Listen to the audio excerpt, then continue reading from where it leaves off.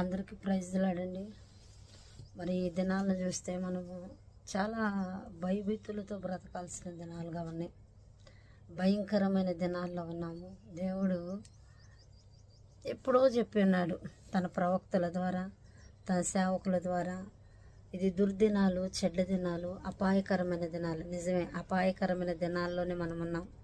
ఈ అపాయకరమైన దినాల్లో క్షేమముగా, భద్రతతో మనము జీవించాలి అంటే ఆయన రెక్కల నీడలోనే మనకి క్షేమము, ఆయన రెక్కలలోనే మనకు భద్రత ఉంది, ఆయన రెక్కలే మనకు కాపుదల, ఆయన మనకు ఆశ్రయదుర్గంగా ఉన్నాడు. కాబట్టి మరి ప్రతి ఒక్కళ్ళు ఈ యొక్క పరిస్థితుల్ని చూస్తున్నప్పుడు, ఈ యొక్క లోకంలో ఉన్న సిచ్యువేషన్లన్నింటినీ మనం చూస్తున్నప్పుడు మనకు ఒకటి అర్థం అవ్వాలి. దేవుని రాకడికి సూచనలు ఏంటని ఆనాడు శిష్యులు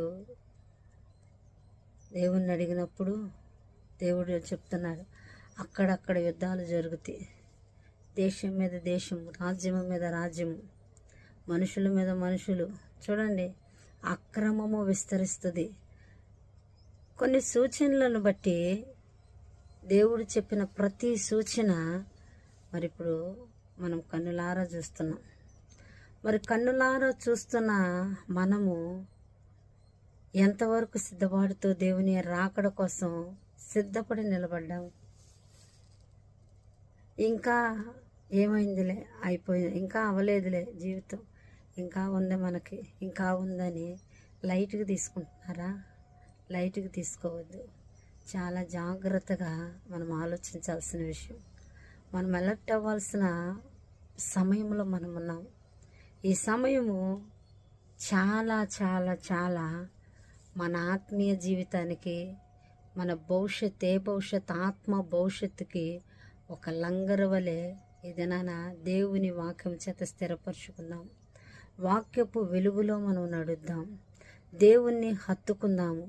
దేవుని ప్రేమను అర్థం చేసుకుని ఆయన ప్రేమించే బిడ్డలుగా మనం ఉన్నప్పుడు ఎంత చెడ్డ దినాలైనా, ఎంత భయంకరమైన దినాలైనా, ఎంత దుర్దినాలైనా కానీ మనల్ని మాత్రము ఆ దినాలు ఏమి చేయం. ఒకవేళ మన మీదకి మరణం రావచ్చు, కన్నెక్కడ మూస్తే పరలోక రాజ్యంలో కన్ను తెరుస్తాం. కాబట్టి సిద్ధపడండి.